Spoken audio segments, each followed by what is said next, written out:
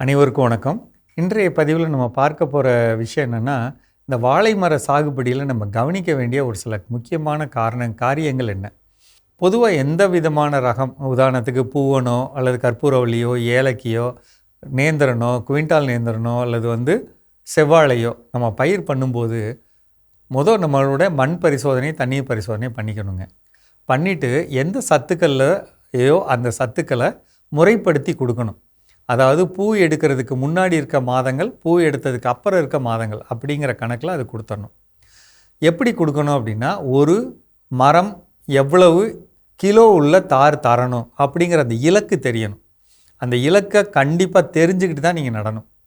உதாரணத்துக்கு ஒரு செவ்வாழை அப்படின்னு சொன்னால் கண்டிப்பாக 25 கிலோ, குவிண்டால் நேந்திரன் கண்டிப்பாக 25 கிலோ, நேந்திரன் 18 கிலோ, கற்பூரவள்ளி 15லேருந்து 16 கிலோ, பூவன் 13லேருந்து 14 கிலோ, அதே மாதிரி ஏலக்கி 9லேருந்து 10 கிலோ.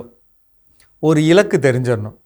அதே மாதிரி ஒவ்வொரு மரத்துலேயும் எத்தனை சீப்புகள் வரணும், 8லேருந்து 10 சீப்புகள் வரணும் அல்லது 7லேருந்து 8 சீப்புகள் வரணும் அப்படிங்கிற கணக்கு தெரிஞ்சிடணும். ஒரு சீப்பில் எத்தனை காய்கள் இருக்கணும், 10 காய்கள் இருக்குது, 12 காய் இருக்கிறது, 15 காய் இருக்குது, ஒரு சில ரகங்களில் 20 காய் இருக்கிறது. இந்த ரகங்கள், இந்த காய்களோட எண்ணிக்கை எந்தெந்த இதில் எத்தனை இருக்கணும் அப்படிங்கிறது தெரிஞ்சுக்கணும். அந்த ரகம் பொறுத்து அந்த ரகம் தான் நம்மளுடைய இலக்கு. குலை வர்றதோ அல்லது சீப்புகள் எத்தனை வருதோ அல்லது ஒரு சீப்பில் எத்தனை காய்கள் இருக்கோ அப்படிங்கிறத முடிவு பண்ணுறது எது அப்படின்னா, மண்ணில் இருக்கக்கூடிய சாம்பல் சத்து. எந்த மாதம் குலை விடுமோ அந்த குலை விடுற மாதத்துக்கு முந்தின மாதம். இப்போ உதாரணத்துக்கு 12 மாத வாழை அப்படின்னு சொன்னால் 8வது மாதத்தில் நமக்கு குலை விடுது அப்படின்னா, குறைந்தபட்சம் 6வது மாதத்துலேருந்து அந்த மண்ணில் போதுமான அளவு சாம்பல் சத்து சேர்க்கணும். அப்படி சேர்க்க தான் அந்த குலைகள் தள்ளும்போது முறையான குலைகள் வெளியில் வரும். அதுக்கப்புறம் இருக்கக்கூடிய மாதங்கள்லையுமே சாம்பல் சத்து கொடுக்கணும், சுண்ணாம்பு சத்து இருக்கணும், நுண்ணூட்ட சத்துக்கள் இருக்கணும்.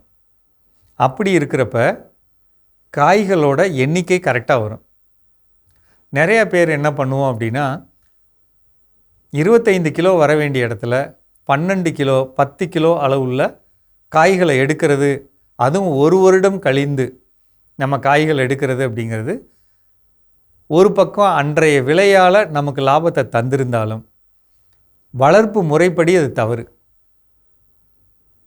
12 மாதம் அல்லது 14 மாதம் தாமதமாகி வந்த ஒரு விளைச்சலில் எவ்வளவு எடை வரணுமோ அந்த எடை வரணும். அதுக்கேற்ற மாதிரி கவனங்கள் கொடுக்கப்படணும். அது எப்போலேருந்து செய்யணும்னா ஆரம்பத்துலேருந்து வரணும். ஆரம்பத்தில் ஒரு பயிர் வளர்க்குறப்ப மரத்தோட அடிப்பகுதியில் எப்படி சுற்றி பார்த்தாலும் தழைச்சத்தும் மணிச்சத்தும் கொடுக்கப்படணும். அந்த மணிச்சத்து அப்படிங்கிறது எலும்பு உரமாகவோ அல்லது ராக் பாஸ்பேட்டாவோ ஒரு மரத்துக்கு 1/2 கிலோ கொடுக்கப்படணும். அந்த மரத்தோட பாதி வாழ்நாளில் அல்லது பாதி வாழ்நாளுக்கு முந்தைய மாதங்களில் மீதம் கொடுக்கப்படலாம். அல்லது ஆரம்பத்திலே முழுமையாக கொடுத்துறது ரொம்ப நல்லதுங்க. தழைச்சத்தும் மணிச்சத்தும் இருக்கிறப்ப நல்ல வேர் ஓட்டம் வந்து அந்த பயிர் முழுமையாக வளர்கிறதுக்கும் அடித்தண்டு பெருகி முறையான உயரம் வளரவும் திடமாக இருக்கவும் ஒரு வாய்ப்பு ஏற்படும். அந்த மரங்களில் முறையாக தண்ணி பாய்ச்சணும்.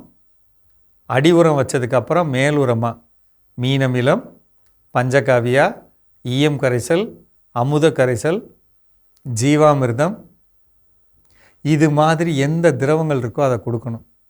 அது கூட ஹியூமிக் பவுடர் அதிக அளவில் கலந்து கொடுக்கணும்.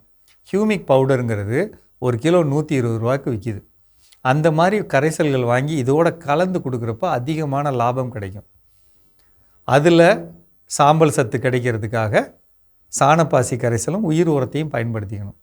இந்த மாதிரி செய்கிறது முறையான விளைச்சலை நமக்கு கொடுக்குங்க. கண்டிப்பாக செய்யுங்க. இது குறித்து மீண்டும் பேசுவோம்.